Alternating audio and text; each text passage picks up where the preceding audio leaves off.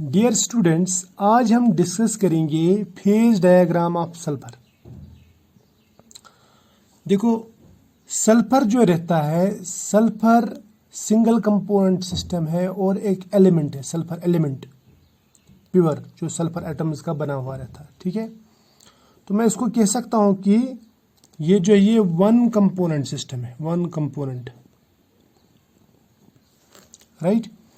और सल्फर अगर देखा जाए तो हम इसको इजीली 4 फेजेस में ला सकते हैं। कौन कौन सा? ये rhombic sulphur, monoclinic sulphur, liquid sulphur और सल्फर वेपर में इजीली आ सकता है। तो इसका मतलब इसके ऊपर जो है या इसके पास में जो ये 4 फेजेस रहते हैं, 4 phases. So it is one component 4 phase system. समझ में आया ना? इन 4 फेजेस में 2 जो फेजेस हैं, 2 फेजेस आर सॉलिड्स। कौन कौन सा? रोम्बिक सल्फर जिसमें रोम्बिक क्रिस्टल्स रहते हैं और मोनोक्लाइनिक सल्फर। ये 2 different allotropic forms of solid sulphur है। ठीक है, ये इससे पहले भी हमने डिस्कस किए हैं पिछले वाले लेक्चर में, राइट। इस तरह से एक लिक्विड का रहता है, एक जो है वो लिक्विड फेज रहता है और एक गैसियस फेज रहता है, 2 सॉलिड फेज रहते हैं। समझ में आया? तो मैं कह सकता हूँ टोटल मिला के इसमें जो है ये 4 फेजेस हैं और एक कंपोनेंट सिस्टम है। और ये जो 2 फेजेस हैं, ये जो 2 सॉलिड फेजेस हैं, these are 2 different crystalline forms of sulphur, जिनको आप एलोट्रोपिक्स भी कहते हैं। और एलोट्रोपिक का एक स्पेशल टाइप है, ये स्पेसिफिक टाइप है। इनको आप एनेंशियोट्रॉप्स भी कह सकते हैं, एनेंशियोट्रॉप्स या एनेंशियोमॉर्फ्स भी कह सकते हैं। ठीक है, ये हम ऑलरेडी जानते हैं, ये हमने ऑलरेडी पढ़ा हुआ। अब आते हैं नेक्स्ट। देखो, ये इनमें आपस में चेंज कैसे आएगी, यानी इनमें इक्विलिब्रियम कब बनेगा और टेम्परेचर और प्रेशर पे कैसे डिपेंड करेंगी, ये सब चीज़ें हम डिस्कस करेंगे और फेज डायग्राम में डिस्कस करेंगे। लेकिन डिस्कस करने से पहले मैं आपको बताऊं, जो रोम्बिक सल्फर है ये लो टेम्परेचर पे स्टेबल रहता है। जब हम टेम्परेचर बढ़ाते हैं तो एक टेम्परेचर ऐसा आता है जब मोनोक्लाइनिक सल्फर बनना शुरू हो जाता है और वो टेम्परेचर है 95.6 डिग्री सेल्सियस। उस वक़्त मोनोक्लाइनिक और रोम्बिक सल्फर आपस में इक्विलिब्रियम में आ जाते हैं, यानी कुछ रोम्बिक सल्फर मोनोक्लाइनिक में कन्वर्ट हो जाता है, राइट। और मोनोक्लाइनिक फिर वापस रोम्बिक में कन्वर्ट होता है। अगर हम इस टेम्परेचर के ऊपर जाएं तो सिर्फ मोनोक्लाइनिक मिलेगा, इस टेम्परेचर के नीचे जाएं तो सिर्फ रोम्बिक मिलेगा। तो इस टेम्परेचर को मैं बोलूँगा कि ये इक्विलिब्रियम टेम्परेचर है, या हम यहाँ पे इसको कह सकते हैं ये ट्रांजिशन टेम्परेचर। और ट्रांजिशन टेम्परेचर का मतलब रहता है वो टेम्परेचर जब 2 क्रिस्टलाइन फॉर्म्स के या 2 एलोट्रोप्स का जो वेपर फेज है, वेपर प्रेशर है, वो सेम हो जाए। समझ में आया ना? The temperature at which 2 allotropic forms of a substance of an element have what? Same vapor pressure। ये याद रखना, ठीक है। अब अगर मैं टेम्परेचर और बढ़ाता हूं, जब मोनोक्लाइनिक सल्फर 120 डिग्री सेल्सियस पे पहुंच जाता है तो ये कन्वर्ट हो जाता है लिक्विड सल्फर में। समझ में आया ना? अभी जो है ना, ये अभी कंडेंस्ड फेजेस है, इनके ऊपर प्रेशर का इफेक्ट होगा लेकिन उतना ज़्यादा नहीं होगा, बहुत कम इफेक्ट पड़ेगा। ठीक है, लेकिन इफेक्ट पड़ता है, वो मैं दिखाऊंगा क्यों, हम आगे डिस्कस करेंगे। इसी तरह से अगर मैं लिक्विड सल्फर को टेम्परेचर दे दूं, टेम्परेचर बढ़ाता जाऊं इसका, और मैं पहुंच जाऊं 440.6 डिग्री सेल्सियस पे, तो ये जो है ना, ये बॉयल होना शुरू हो जाता है और हमें मिलता है सल्फर वेपर्स। तो ये 4 फेज जो हैं ये हम इस तरह से बना सकते हैं और इस तरह के इक्विलिब्रियम इनमें आ सकते हैं। समझ में आया? अब अगर मुझे यही चीज़ ग्राफिकली दिखानी हो तो मैं दिखाऊंगा ये फेज डायग्राम से। किससे दिखाऊंगा? फेज डायग्राम से। अब देखो, मैं बनाता हूँ फेज डायग्राम ऑफ सल्फर। क्या बनाता हूँ? Phase diagram of sulphur. आप थोड़ा सा ध्यान रखना। सबसे पहले हम यहाँ पे प्लॉट करेंगे, देखूंगा मैं कितने फ्रेम में आता है ये हाँ ठीक है, इतना काफ़ी है। सबसे पहले मैं लेता हूँ ये plot, pressure versus temperature plot. ये है प्रेशर, ये है टेम्परेचर। आज हम स्केल पे कम बात करेंगे, आज हम सिर्फ इसको समझने की कोशिश करेंगे कि होता क्या है।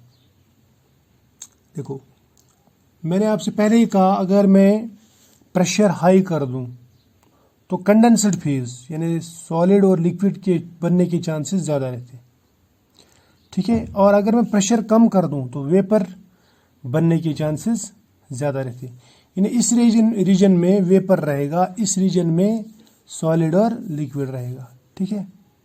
इस तरह से अगर मैं हाई टेम्परेचर ले लूँ तो यहाँ पे वेपर रहेगा, मॉडरेट टेम्परेचर ले लूँ तो लिक्विड रहेगा, और कम टेम्परेचर लूँगा तो सॉलिड फॉर्म मिलता है, है ना। ये तो जाहिर सी बात है।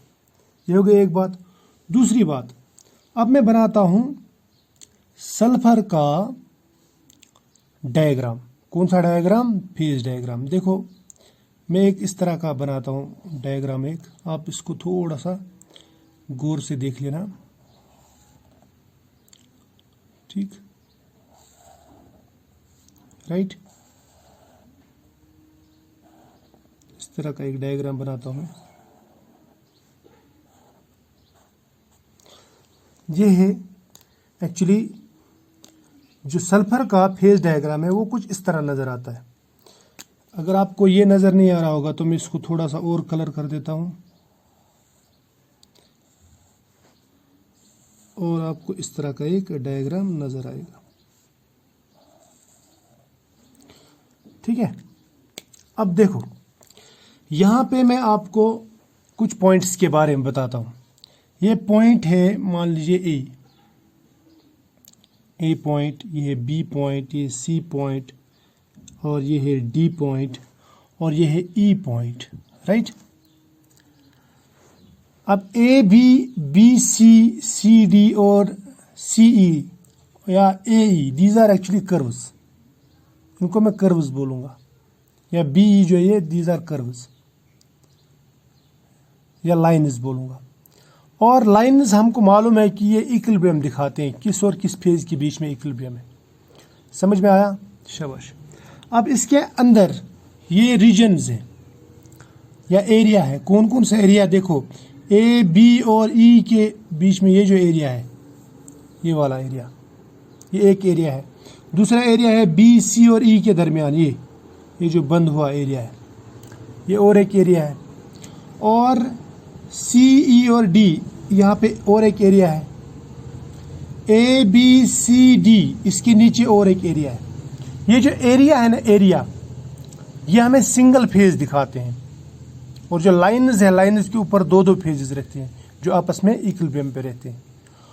और ये जो पॉइंट्स हैं, दीज पॉइंट्स, ये याद रखना, दीज पॉइंट्स, इनको मैं कहता हूं दीज आर ट्रिपल पॉइंट्स। क्या है ये?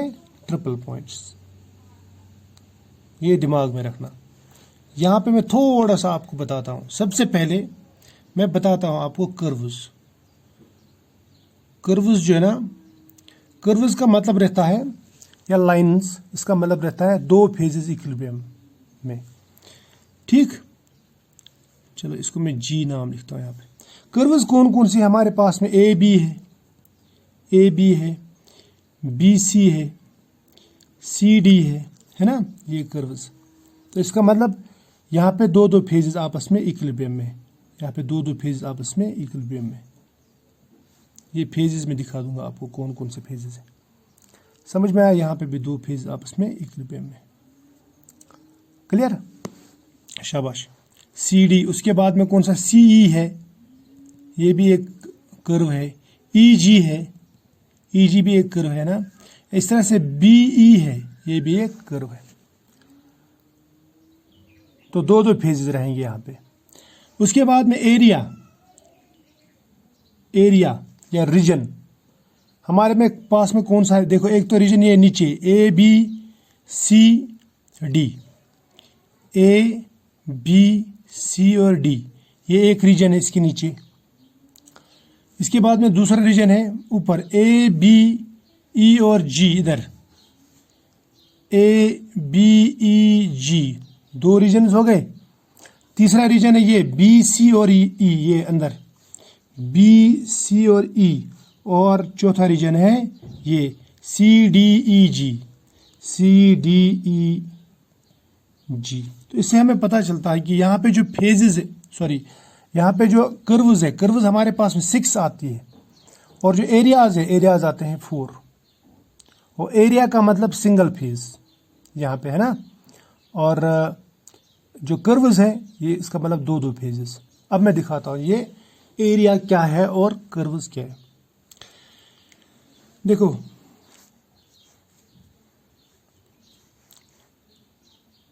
ये जो है ना, ये वाला ये एरिया, ये है रोम्बिक सल्फर का एरिया, यानी इस टेम्परेचर और प्रेशर रेंज में रोम्बिक सल्फर होता है। अब देखो ये लो टेम्परेचर है, मान लीजिए 50 डिग्री, 60 डिग्री, 70 डिग्री, 80 डिग्री। ये जो पॉइंट है, ये वाला पॉइंट, ये टेम्परेचर आता है 95.6 डिग्री सेल्सियस। और इसके ऊपर जो प्रेशर रहता है, प्रेशर के ऊपर हम ज़्यादा बात नहीं करेंगे, वो रहता है बहुत ही कम, 0.01 ATM, सॉरी mmHg, बहुत कम प्रेशर रहता है इधर। रोम्बिक सल्फर यहाँ पे रहता है जो सॉलिड है। जब हम इसका टेम्परेचर बढ़ाते जाते इस प्रेशर पे, जब प्रेशर बहुत कम रहता है सॉलिड का, तो ये मोनोक्लाइनिक सल्फर में कन्वर्ट होना शुरू हो जाता है, राइट। यानी इस पॉइंट पे 95.6 डिग्री पे ये किस में कन्वर्ट होना शुरू हो जाता है, रोम्बिक सल्फर में। तो इसका मतलब ये जो पॉइंट है, point B, it is transition temperature of what, rhombic and monoclinic sulphur, rhombic and monoclinic sulphur. समझ में आया?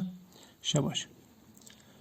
इसके बाद में अगर हम टेम्परेचर बढ़ाते जाएंगे और हम पहुंचेंगे इस पॉइंट पे, सी पॉइंट, ये जो सी पॉइंट है, अभी सी क्या है, ये है 120 डिग्री सेल्सियस, है ना, 120 डिग्री सेल्सियस। ये सी पॉइंट जो है, यहाँ पे रोम्बिक सल्फर कन्वर्ट हो जाता है लिक्विड सल्फर में, किसमें, एस लिक्विड में, SL में, ठीक। और इसके बाद में अगर हम फिर से टेम्परेचर बढ़ाएंगे तो लिक्विड जो है वो वापस वेपर में कन्वर्ट हो जाएगा। लेकिन जो ही लिक्विड बनता है तो इसका जो वेपर प्रेशर है वो भी बढ़ जाएगा।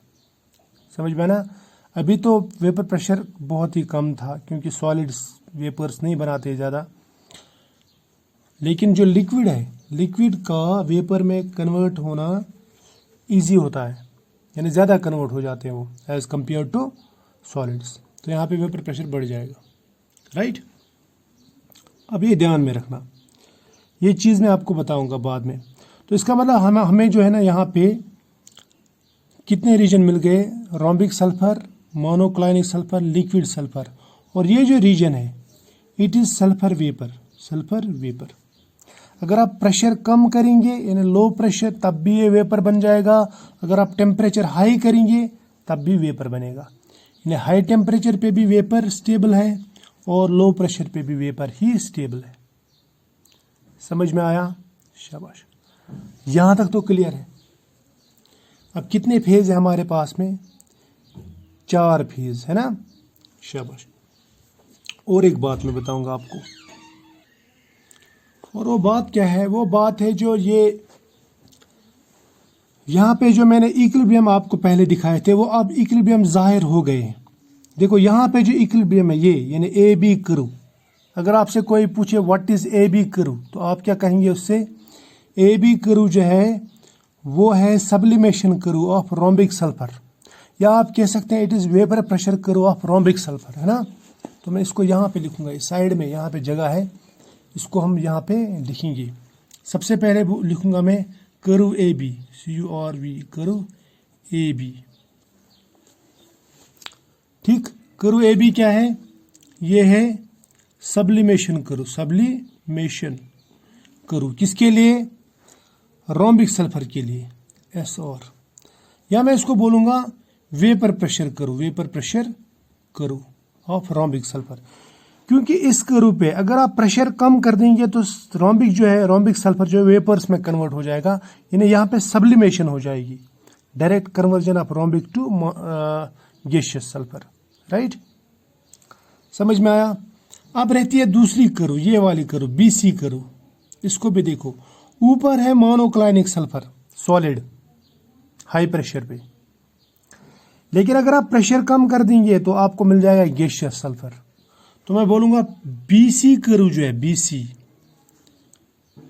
It means it is sublimation और वेपर प्रेशर करू फॉर एसएम मोनोक्लाइनिक सल्फर, राइट? तो इसका मतलब ये सब्लिमेशन करू है या वेपर प्रेशर करू ऑफ मोनोक्लाइनिक सल्फर है। उसके बाद में सीडी करू क्या है? सीडी करू, सीडी, सीडी पे लिक्विड कन्वर्ट हो जाता है गैस पे या गैस लिक्विड पे। प्रेशर बढ़ा देंगे तो गैस लिक्विड में कन्वर्ट हो जाएगा, टेम्परेचर बढ़ा देंगे या प्रेशर कम कर देंगे तो लिक्विड वेपर में कन्वर्ट हो जाएगा। मैं इसको बोल सकता हूँ इट इज वेपराइजेशन करूँ, वेपराइजेशन करूँ या वेपर प्रेशर करूँ of what? Liquid sulphur, SL. इसको मैं ऐसा भी कह सकता हूँ, समझ में आया ना? उसके बाद में हो गई ये 3 करूज। अब ये करू जो है, ये वाली करू, इस करू पे क्या होता है? बी से लेके ई तक मैं लिखूंगा बीई, बीई करू। बोलो क्या होता है? बीई करू पे एक तरफ से मोनोक्लाइनिक सल्फर है, दूसरी तरफ से रोम्बिक सल्फर है। तो मैं ये कह सकता हूं कि इस करू पे रोम्बिक सल्फर और मोनोक्लाइनिक सल्फर आपस में इक्विलिब्रियम में रहते हैं, या मैं इसको कह सकता हूं it is a transition curve. ठीक है, समझ में आया ना? ये कर्व हमें दिखाता है effect of pressure on transition temperature. ये कर्व हमें दिखाता है effect of pressure on transition temperature. मान लीजिए जब प्रेशर बहुत ही कम था, बहुत ही कम था, कितना? 0.01 mmHg, तब हमारे पास में जो ट्रांजिशन टेम्परेचर आया था दैट वाज 95.6, राइट? लेकिन अगर आप यही ट्रांजिशन टेम्परेचर बढ़ा देते हो, सपोज आप इतना कर देते हो, कितना? 1 एटमॉस्फेयर या 0.025 एटमॉस्फेयर, तो उस वक्त ये जो ट्रांजिशन टेम्परेचर ये यहां चला जाएगा। देखो सपोज ये इतना प्रेशर लिया हमने, इतना प्रेशर, पहले प्रेशर इस लेवल पे था, अब प्रेशर इस लेवल पे बढ़ गया प्रेशर। अब ये जो रोम्बिक सल्फर है वो इस टेम्परेचर पे यानी 95 पे रोम्बिक में कन्वर्ट नहीं होगा, बल्कि इस टेम्परेचर पे कुछ हायर टेम्परेचर, ये वाला temperature, some higher temperature is there, है ना, जो टेम्परेचर 95 से ज्यादा है, तभी इसमें कन्वर्ट हो जाएगा, राइट? यहां तक समझ में आया? इसी तरह से अगर हम प्रेशर और बढ़ा देंगे तो इसका जो ट्रांजिशन टेम्परेचर है वो और बढ़ेगा। तो मैं ये कहूंगा कि ट्रांजिशन टेम्परेचर जो है, transition temperature that is directly proportional to pressure. जितना आप प्रेशर बढ़ाओगे उतना ट्रांजिशन टेम्परेचर बढ़ेगा। और ये सिलसिला कब तक चलता रहता है? ये चलता रहता है ई तक, यानी बी से लेके ई तक हम रोम्बिक सल्फर को मोनोक्लाइनिक में कन्वर्ट कर सकते हैं। लेकिन जो ही टेम्परेचर ई आता है, ई, और ये कितना टेम्परेचर है ई, ये मैं बताऊंगा आपको। This E is actually 155 degree Celsius, समझ में ना? 155 डिग्री सेल्सियस। अगर आप ये टेम्परेचर लाते हैं, ये वाला टेम्परेचर, उसके बाद में आप कितना भी प्रेशर अप्लाई करो, ये डायरेक्ट जो है रोम्बिक लिक्विड में कन्वर्ट हो जाएगा, लेकिन मोनोक्लाइनिक में कन्वर्ट नहीं होगा। यानी पॉइंट ई के बाद में, यहाँ पॉइंट ई, यहाँ तक जो प्रेशर है पॉइंट ई तक हम रोम्बिक को मोनोक्लाइनिक में कन्वर्ट कर सकते हैं।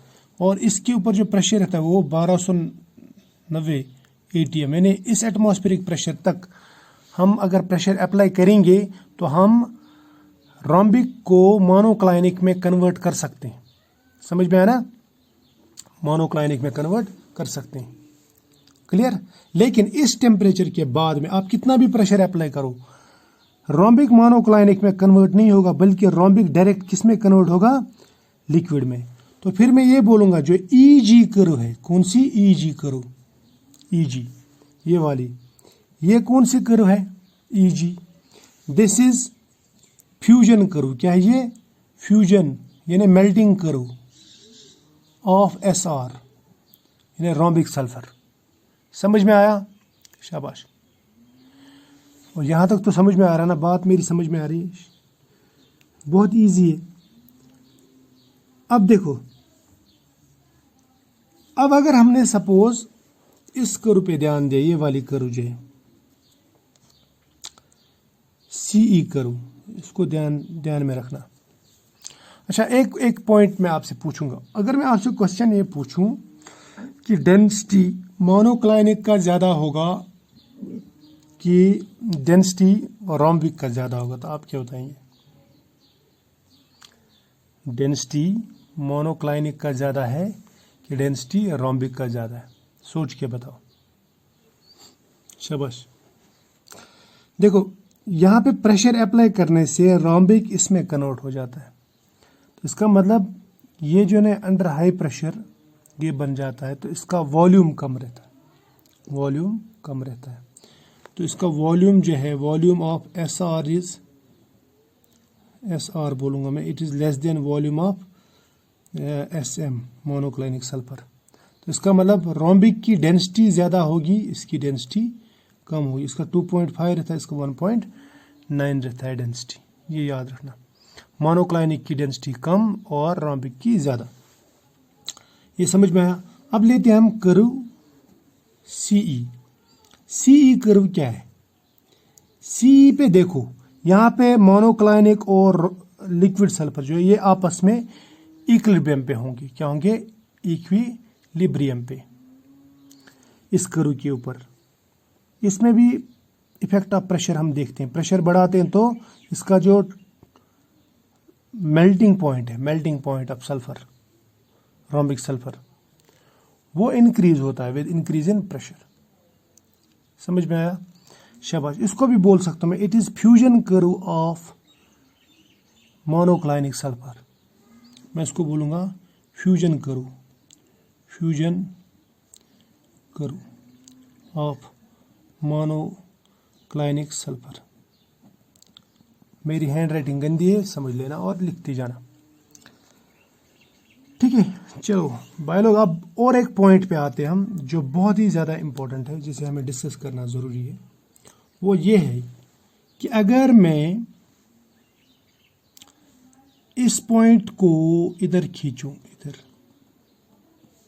इसको थोड़ा आगे कर दूं, इसको भी थोड़ा आगे कर दूं, तो ये एक पॉइंट पे मिलते हैं। वो पॉइंट है ये। इस पॉइंट का नाम दूंगा मैं सपोज F। इसको नाम रखते हैं F पॉइंट। अब हमारे पास में आ गया ABCD से G तक। क्लियर? ये पॉइंट आप याद रखना। ये पॉइंट जो है ना, ये पॉइंट तब मिलता है ना, इसकी 3 लाइन जो है ना आपस में तब मिलेंगी जब टेम्परेचर होगा 114 डिग्री सेल्सियस। कितना? 114 डिग्री सेल्सियस। ये तब बनता है ये पॉइंट। ये ध्यान से सुनना है मैं क्या कहना चाहता हूँ।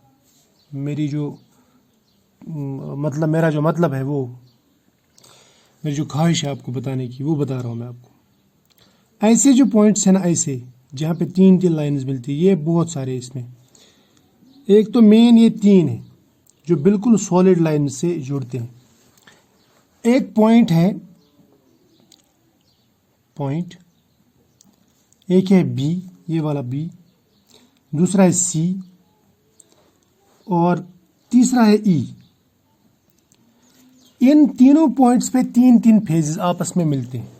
देखो, पॉइंट B पे रोम्बिक, मोनोक्लाइनिक और वेपर, यानी यहाँ पे इस पॉइंट पे बोलूँगा मैं, पॉइंट B पे रोम्बिक, मोनोक्लाइनिक और वेपर, ये आपस में इक्विलिब्रियम में इस पॉइंट पे।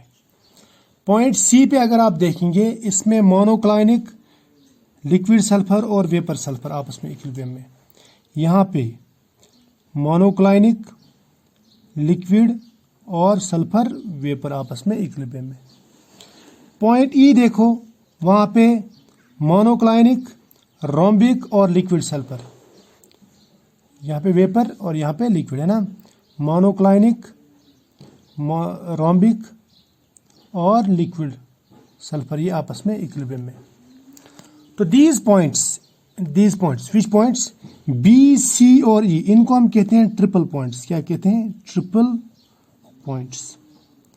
यहाँ पे कंपोनेंट तो एक ही है, लेकिन फेज कितने हैं? फेज है यहाँ पे तीन फेज, ये बात याद रखना। अब और एक जो पॉइंट है वो ये है एफ, ये भी ट्रिपल पॉइंट है, but this point is formed by extrapolation of this या एक्सटेंशन ऑफ दीज कर्व्स। अगर मैं एक्सट्रापोलेट, अगर मैं ये लाइन्स कर दूं तो तब ये बनता है। This point is called metastable triple point. So point F जो है, पॉइंट एफ, इसको मैं कहता हूं triple point F, it is called metastable triple point. समझ में आया? क्लियर? अब ये मेटास्टेबल ट्रिपल पॉइंट जो है ये मिलता है 114 डिग्री सेल्सियस पे, और ये जो पॉइंट्स है बी, सी और ई, बी मिलता है 95.6 पे, सी मिलता है 120 डिग्री सेल्सियस पे, और ई मिलता है 155 डिग्री सेल्सियस पे। समझ में आ रहा? तो ट्रिपल पॉइंट में कितने फेजेस हैं? दो फेजेस, तीन फेजेस आपस में इक्विलिब्रियम में, और लाइन्स पे दो फेजेस, और एरियाज में एक फेज। अब मैं अगर इनका डिग्रीज ऑफ फ्रीडम निकालूं, ठीक है, डिग्री ऑफ फ्रीडम, सबसे पहले कर्व्स का निकालेंगे। कर्व्स पे कंपोनेंट 1 रहता है, फेज 2 रहते हैं ना, दो फेजेस कर्व्स पे रहते हैं ना। अगर आपको याद होगा, मैंने इससे पहले बताया आपको, ये जो कर्व्स हैं, यहाँ पे एक तरफ से लिक्विड, यहाँ पे मोनोक्लाइनिक सल्फर, यहाँ पे रोम्बिक सल्फर, लिक्विड सल्फर, इधर लिक्विड सल्फर, वेपर सल्फर। तो दो कर्व्स रहते हैं, दो फेजेस रहते हैं कर्व पे, ठीक। तो इसका मतलब जो डिग्री ऑफ फ्रीडम होगा F is equal C minus P plus 2, वो बराबर आएगा 1 in F is equal to 1, C के बदले में 1, पी के बदले लिखेंगे 2 माइनस 2 प्लस 2, ये आ जाएगा 1। सो एफ इज इक्वल टू 1। यानी ये जो कर्व्स हैं, इन सब पे हमें डिग्री ऑफ फ्रीडम 1 मिलता है। So these curves are univariant, right. अब आता है और एक पॉइंट, वो है एरियाज। एरिया कोई भी हो, चाहे वो ए बी सी डी हो, यानी ये वाला एरिया, चाहे वो ये वाला एरिया हो, ये वाला एरिया हो, ये, इन सब में जो नंबर ऑफ फेजेस हैं वो 1 रहता है, और कंपोनेंट तो एक ही है, दैट इज सल्फर। तो यहाँ पे कंपोनेंट भी 1, फेज भी 1, तो एफ कितना आएगा, डिग्री ऑफ फ्रीडम कितना आएगा, वो आएगा सी माइनस पी प्लस 2, यानी 1 minus 1 plus 2 that is equal to 2। So ये बाई वेरियंट रहता है, बाई वेरियंट यानी यहाँ पे डिग्री ऑफ फ्रीडम 2 रहता है। अब लेते हैं हम ट्रिपल पॉइंट्स। ट्रिपल पॉइंट कितने हैं इसमें? ट्रिपल पॉइंट है इसमें टोटल मिला के हमारे पास में 3 triple point, main triple point B C E. इसको तो छोड़िए, तो मेटास्टेबल है, मेटास्टेबल को छोड़ दे, ये रियल ट्रिपल पॉइंट नहीं, असली ट्रिपल पॉइंट ये है। अब ये ये जो ट्रिपल पॉइंट्स है, ट्रिपल पॉइंट पे सल्फर का तो हमेशा कंपोनेंट 1 है, कंपोनेंट 1, फेजेस रहते हैं 3, तो तो इसका मतलब डिग्री ऑफ फ्रीडम जो रहेगा C माइनस पी प्लस 2 वो रहेगा 1 minus 3 plus 2 that is equal to 0। तो सभी ट्रिपल पॉइंट्स यहाँ पे 0 वेरिएंट रहेंगे, चाहे कोई भी ट्रिपल पॉइंट B हो, C हो, E हो, ये भी 0 वेरिएंट, ये भी 0 वेरिएंट, ये भी 0 वेरिएंट। यानी इनमें हर एक में जो क्या बोलते हैं उसको, मैं भूल ही गया, इसमें जो डिग्री ऑफ फ्रीडम रहेगा वो हमेशा कितना रहेगा, 0 रहेगा। यानी यहाँ पे कोई छूट की गुंजाइश नहीं। अब और एक चीज़ जो मैं आपको बताना चाहता हूँ वो ये है कि अगर मैं ये रोम्बिक सल्फर 1 एटमॉस्फेरिक प्रेशर पे ले लूँ, उसके बाद में उसको हीट करता जाऊँ, देखो प्रेशर तो कांस्टेंट है 1 एटमॉस्फेयर, हीट करता जाऊँ, जब ये 115 डिग्री पे पहुँचेगा तो ये मेल्ट होगा, और जब ये यहाँ पे पहुँचेगा किधर, इधर इस पॉइंट पे, ये पॉइंट जो मैं ये बताऊंगा आपको, ये 1 एटमॉस्फेरिक प्रेशर और टेम्परेचर है 444.6 डिग्री सेल्सियस, तो ये बॉयल होना शुरू हो जाता है। तो मैं बोलूँगा ये जो टेम्परेचर है ये इसका बॉइलिंग पॉइंट है।